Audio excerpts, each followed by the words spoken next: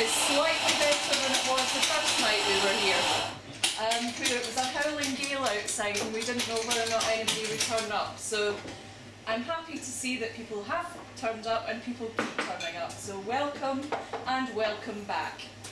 Now, my name's Sharon. I'm one of the organising committee, along with Naomi and Katie. Sorry, Katie. It's been a long day. Naomi and Katie. So we're part of the organising committee. If you've got any questions, please come and have a chat to us, and we're happy to answer them. If you've got any suggestions of talks, if you have a look at the tables in front of you, you should see there's some evaluation forms. We'd be really grateful if you could fill out the evaluation forms and hand them in at the end, just so we know how we're doing and whether or not you've got any suggestions as to what you'd like to see. Now, we're quite a relaxed bunch here, and one of our only rules in Bournemouth Cafe Sciencifique is that there's no such thing as a silly question. So please get involved. If you've got any questions, then please don't hesitate to get involved in part of the discussion in the second part of the evening. Sorry, Tom. The format of the evening is that we'll have a talk from our invited speaker. Then we'll have a bit of a break of about 10 minutes or so, where you can feel free to replenish your glasses from our lovely team here at Cafe Boscanova. And then we'll get going with the really interesting part of the evening. Not that the talk isn't going to be, but we'll get this is where you get involved. So this is the interactive part where you can ask questions and get involved in the discussion. So without further ado, I would like you to introduce you to Tom Cousins, who is going to give us a talk this evening about the wonderful archaeology that's happening underneath the waters in Poole Bay. So can we just give Tom a big round of applause? Thank you.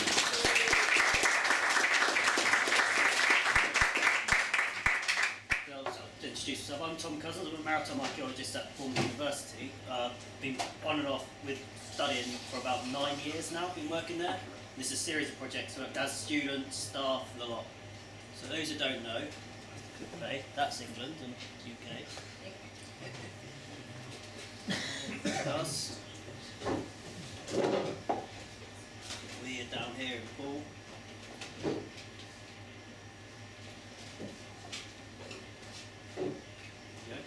That's Poole Harbour, that's Poole Town, that's Boscombe where we are about now, somewhere in there. And the wrecks we're looking at are all over the place, from here, along here, down here and all out here. So the earliest, there's more than wrecks out there. There's a submerged forest along here, I should mention. So there's a submerged forest all in here, which if you go out a storm, you'll see bits of wood wash up on the beach. There's a petrified forest, which is a lot older. There's also things like quays and all sorts of stuff, which I'm not going to go into. I'm just going to stick mainly on wrecks. So this is the first wreck, which is the Poole logboat, which is Iron Age, 300 BC, 10 metres long. They say it's the longest, but the Hulsham wreck's 14 metres long, and that's about the same age, so it's not. It was found in 1964 when they were dredging the main channel out, and it's a massive logboat found in 64, and it was put on Poole Museum. They kept it for a while in storage tanks. They had a little fake display on it. So eventually they conserved it. They lost all of their conservative things. They conserved it in sugar, which made it smell of sherry, and wasps attacked it. But now it's on display in the museum if you want to go see it. Where it was found is in Poole Harbour. And what you've got to think is, this is what Poole Harbour Quarter looks like now. But in the Iron Age, we were 1 metre, the sea level was 1 metre below what it is now. So if you take away the sea, that's what you're looking for what it was in. So it was probably stuck up a muddy creek like the hulks are today.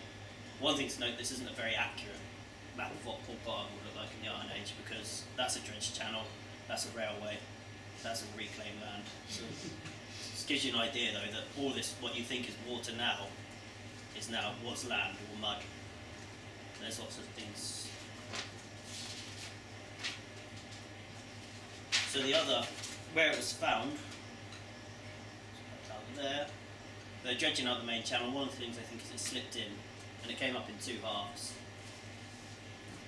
And one of the other interesting things in the area at the same time is down here, which is the Green Island Causeway, which is probably the biggest Iron Age port facility in Northern Europe.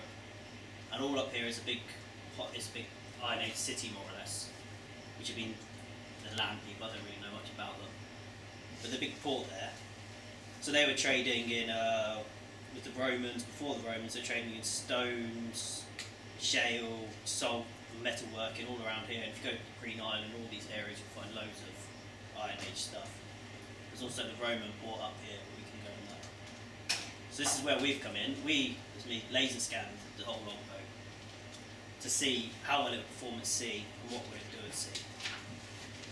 To handle the load capabilities. And that was with the Maritime Archaeology Sea Trust, who are one of our major project partners in a lot of stuff we do. And that's what we get, is a laser scan, model the boat, and from then you can reconstruct the whole boat and test it in various things under loads. And they originally did tests from paperwork now. They said it would carry 18 men and a certain number of tons, but these new tests show probably a maximum of 13 men on their own, or with about 2 ton crew, 2 ton of cargo. You can have 2 crew, propel at 5 knots, but such a low freeboard outside of those riverine creeks and estuaries, it would just sink. And it's probably what happened to it. Probably either got abandoned or it sank. So that would have only been used inside the harbour, maybe for ferrying between the various little ports inside the harbour to the main ships, which we don't know what ships they were using. But what we have found, and this was found in the 1880s, is this in 1881, up in a hill fort, randomly, up in the very north end of the harbour, was an anchor, an Iron Age anchor, which is quite rare because usually people use stone, and it's got iron chain, which is pretty cool. And it matches what Caesar said about northern French tribes using iron chains and iron anchors. We don't know if they use iron anchors, but they definitely use iron chains in Caesar's. And it probably dates before the Roman invasion, so that says they're going to be using some sort of substantial ship in this area that needs an anchor to come in and out. The Romans themselves did build a port in Poole, but we know where it is in Hamworthy, but no one's actually found the port, and a few bits of pottery, but other than that, there's no real evidence of it, although we know they're here, and there's quarries and stuff. And we're planning this year, or hopefully this year, to test all the metal to see how they made these anchors, if it was made in the UK, if it was made in France, and its holding capabilities, so what type of ships it would be used on. We're going to jump a few hundred years now to another early find, which is in 1987, which was when I was born. They did a big excavation in Poole and they found a big series of these timbers. And these are all laid out nicely on a beach. What was a beach is now 50 metres inland. If you know Poole at all, where the St James's Church is, just outside of there. And they dated to 1400, and it's probably the only medieval small boat building supplies in the country. And there's 61 timbers, most of them are all roughed out, ready to be put into a new boat, but 11 of them have come from a boat, which is quite important for us. And all of those 11, only one of them has come from a different type of boat, and it would have constructed, they think, 8 metres long, 2.5 metre beam. And in 2011, when they were building the Twin Sails Bridge, this thing came up and ended up with us, and we recorded it using barrel arms, which is a pen that can do 3-dimensional recordings of timbers and record all the details, and that's similar to the stuff from the foundry site. So our idea is to record all the reused foundry timbers into one, using the same method, and with that we should be able to reconstruct the boat. This is the Newport ship, which is another medieval ship, but ours is probably about this big, whereas this is massive. But using the same methodology, we can reconstruct a whole Poole boat from the medieval period, and then we can do all the tests to see how well it sailed and all sorts of things. We'll jump on another 100 years to our first protected wreck, which is the Studland Bay Wreck, which was found in 1984. Probably dates to 1520 to 1530, it's a Spanish merchantman. One of the oldest known wreck sites in the UK, they like to claim, and when it's found it's more important than Mary Rose, as every site is.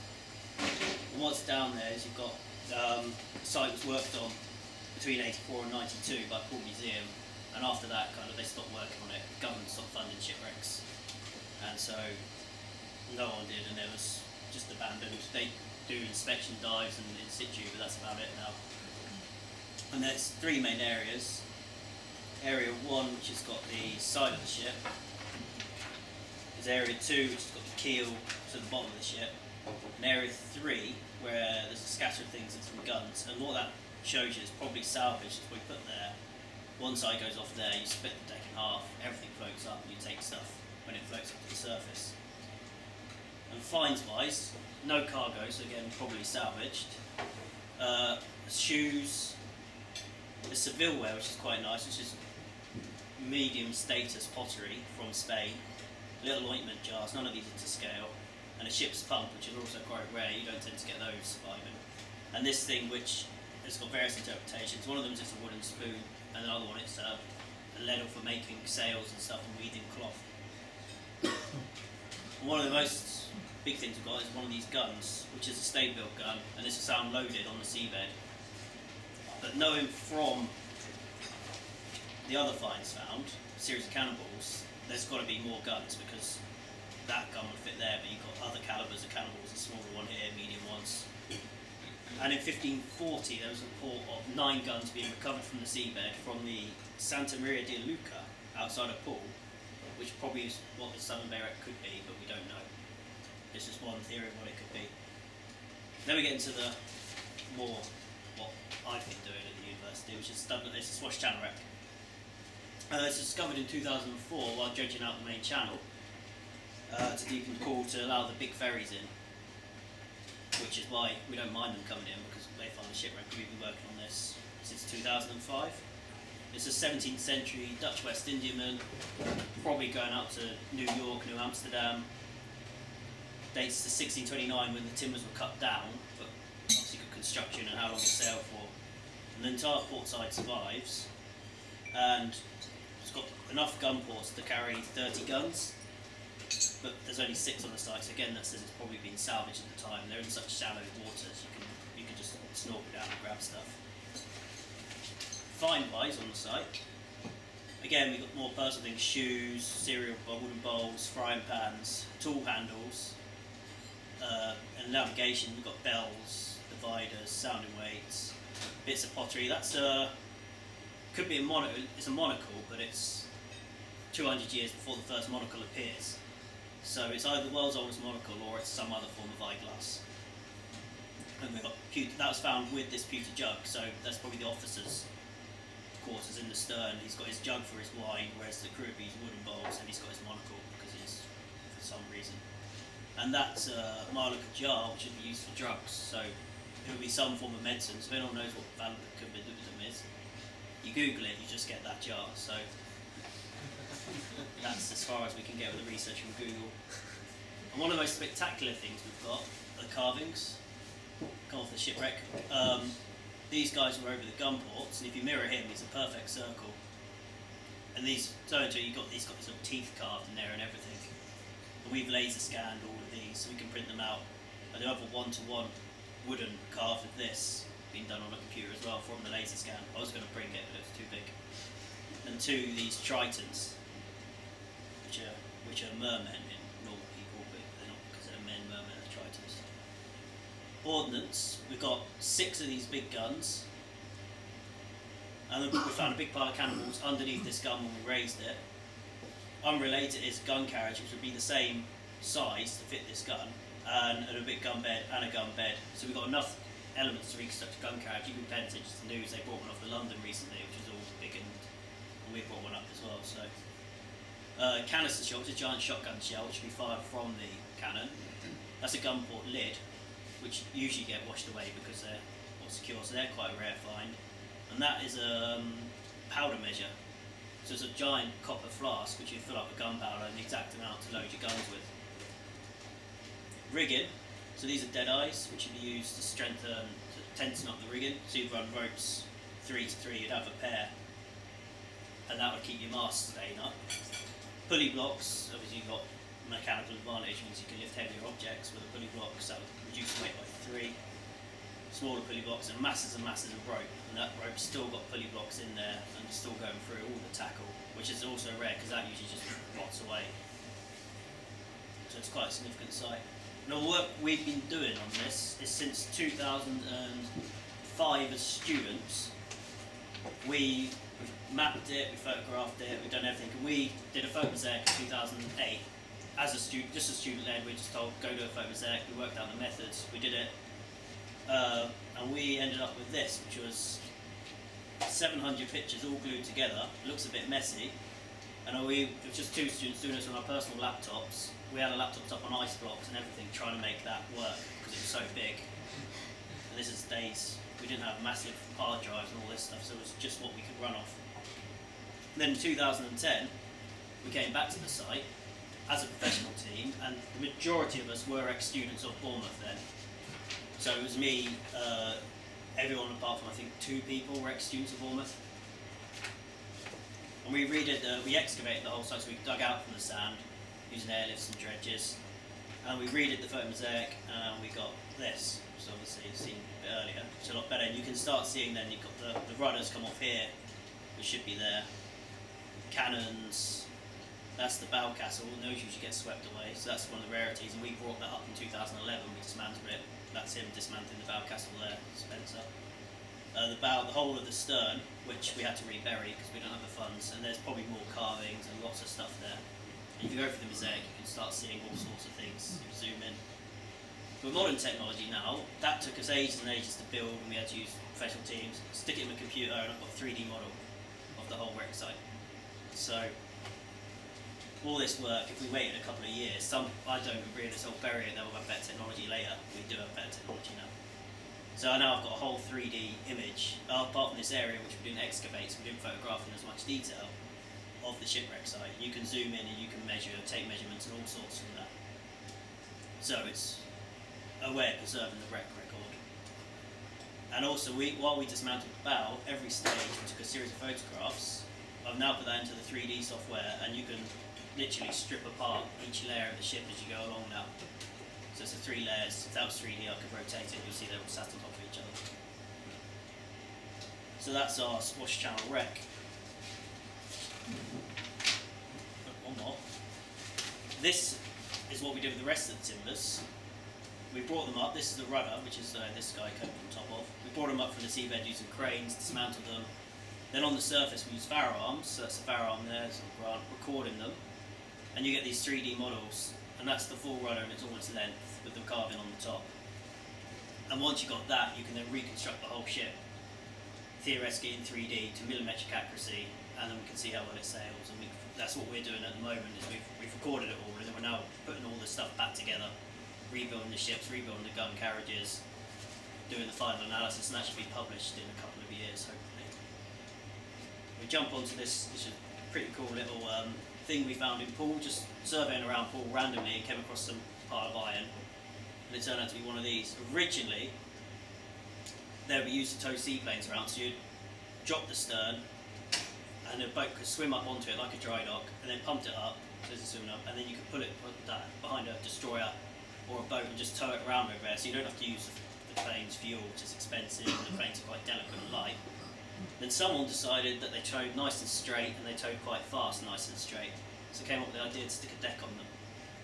And with a deck, a little Sopwith camel, tow along at 30 knots, you've got enough wind speed under your little aeroplane to take off on a 17-metre platform and crash, as this one's about to do. But they did manage to get 2 launched, and they've shot down a pile of zeppelins and all sorts of stuff, and they were successful, and they did say, at the end of the war, there's just something the RAF saying they prefer these, because the other option was you had to sacrifice a gun on your destroyer, and they did like these, but then they developed aircraft carriers properly, which are designated, and they're much better and safer. So that's what we've got. You know, I think it's nothing. Most people saw that. Most people knew it was there, just a big pile of metal sticking out the seabed. But you wouldn't know that's the world's first aircraft carrier. So we've been down with students. This guy Paris, he did his dissertation on them, his master's dissertation on them, yeah. And we recorded all these things. We used the ship's plans, digitised the ship's plans, put in what we recorded into them, so we know exactly how much of the ship we've got left. And basically all of that is below the mud, so that's probably going to be surviving, and that's where all the hydrodynamic information, all the interesting stuff is. And it's just the upper works which has gone. Probably when the Marines got bored, they blew it up, as they did with a lot of things in Poole. And there we go, our second project, which was last year's project, which is amphibious tanks, which you might think they are wrecks, technically. So you start off with a tank, you build this skirt around using inflatable hoses, so these will just be air-powered hoses. Build a skirt, put a canvas screen around that. Here's canvas screen, there you go. And with that, it displaces enough water to make a tank float, which is useful when you're raiding a beach, because if you raid a beach without a tank, it ends up like Omaha, where everyone died. The same Private Ryan happens, whereas the rest of the beaches had these guys, and they had much less casualty rates at D-Day. So without that, D-Day wouldn't win. We would have probably lost D-Day. So that's what you've got to do. I'll just show you these launching. Drive them onto your landing craft.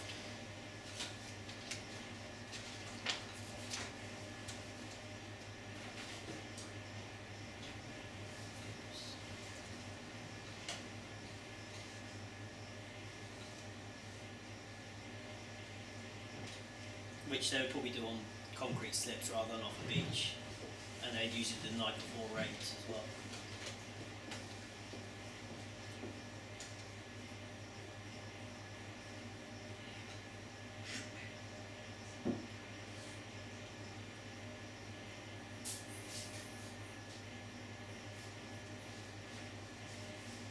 When the time comes, the original thing was taking 5,000 yards out and then sail in, but the problem with that is if the weather's bad, these things just sink.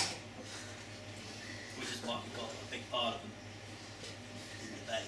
So that's a good thing for you. So as they go down, you're at sea, you drop them around. This looks like they've done it in shallow water, so it wouldn't actually do. But you drop them around. And my theory is with the tanks we've lost, because they're all in a line 5,000 yards out from the beach, is that he went down too steep, and either the first tank or the last tank just went straight in the water and sank. So here they launch. And these were top secret, so no one knew about these things at all. So you've got to think, well, you're a German on the beach, you're expecting a big pile of men to come at you, or you're expecting a landing craft which you can then blow up with anti-ship guns. You're seeing these little boats steam up, and all the tests they do are against small fires and machine guns, and they don't really make a dent to these things. So you're sitting there with your machine gun, shooting away at these little boats, comes up the beach, and you think, why is this boat still coming up the beach? And all of a sudden there's a tank. And then from behind the tanks, then you can launch infantry, and they'll just take out any machine gun post. I should have got a picture where we were in Oldley. They have a beach defended, especially this way, and it's all still there, and you've got all these little machine gun pits. And if you were just with no armour to support, you'd be slaughtered. Whereas when you've got armour to support, you could just hide behind the tank and wait for it to put a bomb through whatever you're trying to attack. So there you go, they ride up the beach, secure the beachheads. And we had a few exercises in Poole where they tested these out, and the famous one is Smash 1, because that's where 7 tanks were lost. So we've done the 70s Valentine's tank, lost in Smash 1, which was a practice for D-Day, and that's where they decided all these theories about the weather was really bad, that it always becomes a third. Interviews people there saying it was a 4-7, but the landing craft wouldn't even get out of a 4-7. So a lot of them's exaggerating and people being pushed ashore. But there was Smash 2 a month later, and that was a complete success. There was no injuries, and 7 tanks sunk. Probably only 6 in the actual exercise, and about 50 were launched. So on the scale of things, and 7 troopers died, which sounds like a lot, but on the scale of things, a couple of months before there was a couple of people testing out rations on the Studland beach, and they picked up some stick and used it for a prop on their fire, and it turned out to be a torpedo, and so about 50 people died. Just in training for rations, who can survive on a beach with rations. So 7 in an exercise in a war where thousands, hundreds of thousands of people dying are quite a small casualty, and it probably saved a lot of lives when it came to D-Day. So what we did, we tested the metal for degradation. We surveyed it.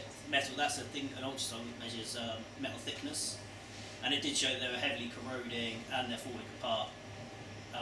We do want the government, we're trying to get the government to protect them, but they're not interested. And what you tend to get is you probably wouldn't recognise it as a tank on the seabed. So these are all students. This is all students. It's a residence. It is dissertation on them doing this work. And we've done all the background research, and we've got another student at the moment researching some more tanks outside of Poole. So what's on the seabed? There's one of them, which the Marines didn't get to. I should have added, the Marines blew them all up in the 80s because because supposedly explosives were still live ammunition. But when they blew them up, all the live ammunition scattered around. So if you want some live ammunition, you could go down there and pick it up. Which a lot of people we know have done that and blown up their houses. So this is the one that's up together, which is a tank. If you go to that website, you can rotate this around. This is Simon Brown, who came out diving with us this summer, and he did a couple more of the tanks with us. And you can rotate that around. That uses photogrammetry, the same stuff I did on the Swash, so you can get a 3D model. I've done a few other things on Sketchfab. You can put up there and you can see it all move around. So there's two tanks like this. The majority of them look like that, complete blown up mess with bits of turret wheels. You can just see the back wheels, or the drums, whatever they are. They look like a skip with a couple of tracks along the side. So that's what the majority of the tanks look like now. And one other interesting thing we have in Poole are these. Well, there's two landing craft and a landing craft barge. Now these are put in the 1950 as a breakwater, but that's the symbol of the 3rd Mechanised Division. And the 3rd Mechanised Division landed on D-Day with 27th, so the 27th Armoured Brigade was part of the 3rd Mechanised Division, and they had DD tanks aboard. So these could have been the landing craft that the DD tanks launched off, and they're in Poole, and if you take a boat to Wareham, you'll see them. But they're in the main Port Poole Marina, as it's now called. If you want to see a big pile of rusty metal. And the one behind it is 5'10", and the one in the videos of launching out the tanks is 5'7" or 9. So it probably, and a lot of DDs were done in Poole at HMS Turtle. So these roughly could have been used to launch DD tanks at some point in their life, which is pretty cool. If they do turn out like that. Now this summer, we did a Mysteries of Poole Bay, which was some random title. And when we're looking for the tanks, we use this multi-beam data, which maps every metre of the seabed. And while we had some rough coordinates of the tanks, and we looked around and looked for lumps and bumps. So while doing it, we came across loads of lumps and bumps. And so that's what you'd be looking at this thing. You see that these are two tanks, which obviously that one's quite obvious, that one's less obvious, but they're both tanks. And if you fiddle around with the colours, you'll see more and more of these bumps. So I spent a couple of weeks going along that. Got all these targets of things to dive on. I use aerial photographs as well for the really shallow stuff. So all these targets we've got to dive, and the only way to find out what these bumps are is to stick a couple of divers on them. But one thing we did learn is when you stick divers on them, stick cameras on their heads, because they'll go up and say, "I found this amazing shipwreck," and you're like, "That's a rock," or "I found some rocks," "That's a cannon." So we had to stick them down. So this is this actual site here. He's got a picture on. It's actually full of cannons, and he didn't missed the ball. But he did find the wood, so we knew it was a wreck. And there's other bits of wood. So we would send students down there, they'd get this reel, they'd go out in circles. When they spot something, they could take photos of it, there are videos on them so we could watch what they were doing. Give them some, this is an underwater metal detector, so they could search for metal and stuff. And one of the things that we found quite a few wrecks. This is the supply, we think it's a supply. It was wrecked on the right side of the hook. It's carrying a big pile of gravel going from Jersey to London, and it sprung a leak, and basically they ran it aground intentionally. So this is only in a couple of metres of water. They ran it aground intentionally to stop it sinking, and there's a lot of newspaper articles coming out saying, at the time, saying all about the salvage and selling of this wreck. So it fits with the supply from research, and it was built in 1790, but it sunk in 1875. So it was almost 100 years old when it sank. So it was quite an old ship. It's quite nice. There's no just a big massive pile of wood, and it's all there as well. And it's all got this cargo gravel on, which is how we've provisionally identified it. That, which doesn't look like much, is a cannon. And this is the site. First time we sent people down on it, it was there's a big pile. There's a couple of bits of timbers under some rocks. Sent the next lot down a couple of days later, and they came up saying, You got to look at that. I went down again and just noticed there's 6 cannon on the site, all in a line, so probably scrap metal rather than actually being armed ships. But it's big cannons, and these people didn't know about these two sites before. And everyone was saying you'll never find anything. It's been surveyed to death, and lots of other surveys happened, and they missed a site with 6 guns on it. And a lot of people claim they found it before. So, do you see the guns? No. Wreck, which was found in the 70s, and they basically took a pile of stuff off it. There's some really nice finds off it, but no one knows where they are. They've gone into private hands and they've just disappeared. One of the cargoes is a big pile of antlers. The rest of it was giant stone, so that's why it's called antler wreck. But there's a brass plaque with a date 1785 written on it, so that's what you want on a shipwreck, something with a date. Or 1760, sorry. To King George III bust. And it's all there. There's a big bottom of the ship there, covered in big rocks, so it's not going anywhere. So that's showing you that the trade from Swanage is coming in around the harbour, and that's something which we hopefully can excavate and dig up. And it's such a shallow, nice site, it's a perfect site for students. That doesn't look like much. It's an aeroplane. That's a Seafire, so the sea service variant. That's the wings. That's a cannon, a 20mm cannon rather than a ship cannon, which is a sea variant of a Spitfire. So that's, we knew that was there, and there's a lot of people saying it was 100 metres south of the tanks, but no one knew where it was, so we had to go out, circle search, find it. I'm still looking for the engine block, which someone said they saw in 1982 or something like that. But obviously, before GPS, you'd find these things, so there's no way you're finding them again. You can't say, oh, I've drifted from here to here, and it was somewhere along there. But with this modern survey, you can just go get it. And we think it might be SX244 if any of you are into planes and want to know the serial number from the various things that these guys did. But all planes are protected, so you can't go down there and nick bits off it. Scatters of these random sites are just crap, in other words. But it could be a wreck that's gone down, or it could be people are throwing stuff over the side to get rid of it. Dumping dredge and spoil. So if you're doing something in Brownsea Island, you've got all these bits of pot smashed up, you just go out to sea for off the side of the boat. And those could be, so they need to be investigated further. We found timbers, anchors on their own, which all needs to be looked at again. And a lot of things we found just turned out to be reefs. So if you had a dive Poole patch, which is like a petrified forest river bend thing. So there's big lobsters, full of lobsters, fish, all sorts of nice things if you like fish. We didn't eat him, unfortunately. He got away. So we've narrowed down a massive part of these sites. So these are when we dive. A lot of these are reefs. That was quite nice. There's a big straight line, and one of the ones in the middle was a tank. And I thought maybe we've got some more tanks, but it was false hope. It was a big pile of rocks. This was an awesome shipwreck, which turned out to be a massive rock. This was a rock, which turned out to be a rock with a door in it. So these are more reefs. All these targets are still ones we've got to dive. I know that there's at least another wreck in here someone keeps telling me about, but refuses to give me the coordinates for, so I'll just find it myself. But this is quite a difficult, challenging area to dive because all this currents go around here, so it's got a massive, it's only a couple of hours in the day, or if the weather's good and the wind's going from the right direction, you can get in there. There's meant to be another Spitfire off here, another Spitfire up there. So there's all these stories and all these things. I've got all these targets, a couple of bombers up here, which could be reefs, more like some of them, especially ones around here, are rocks. There were some that look very tank-like there, which is just off Boscombe Pier, which I wouldn't mind. And a few people said it's the tank, which it was because we dived here and we found the tank. We never went back there to look. Yeah, so that's what we've got to keep doing, keep going at it, diving these targets.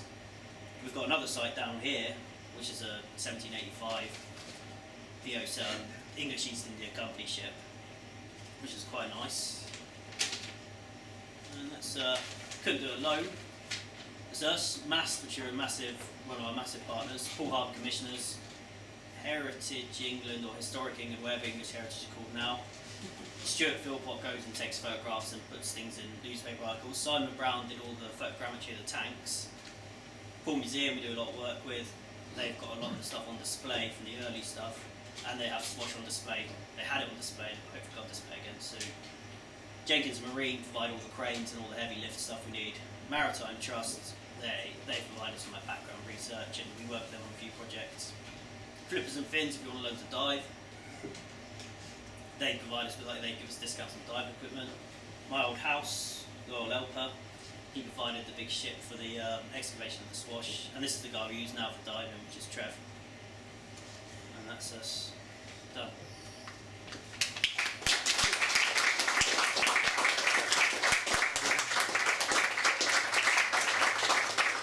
Thanks, Tom. So, as I say, we're going to have a break for 10 minutes or so, so we have some staff ready on hand to supply you with your every need, or almost. And we'll start thinking about any questions you may have or any points you want to discuss, and we'll continue in about 10 minutes' time. Thank you.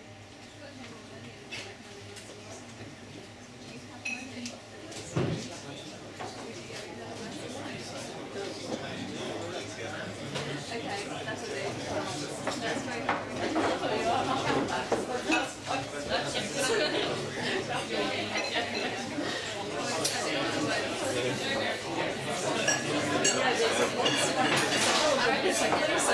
Yeah, that's only half of it. That's what I write It kind of makes sense of what's interesting stuff is in that area.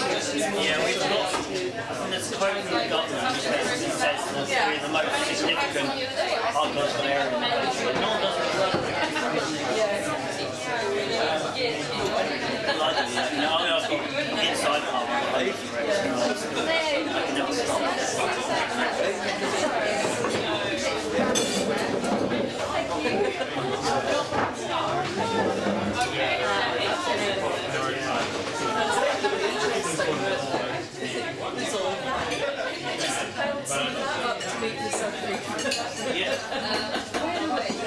But at the time we were excavating, discovering the time we knew they were coming, we had to find the equipment. So we were doing the commercial divers, they didn't have a camera, so the camera was us, they used.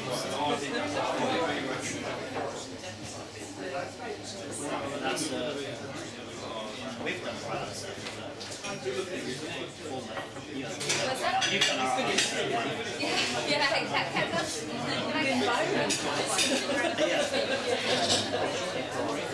we've done graphs and all sorts of stuff. Biology. The guys built it because they were building it in where we had all of our stuff in this power plant, which is, you know, cool. No, hugely, no.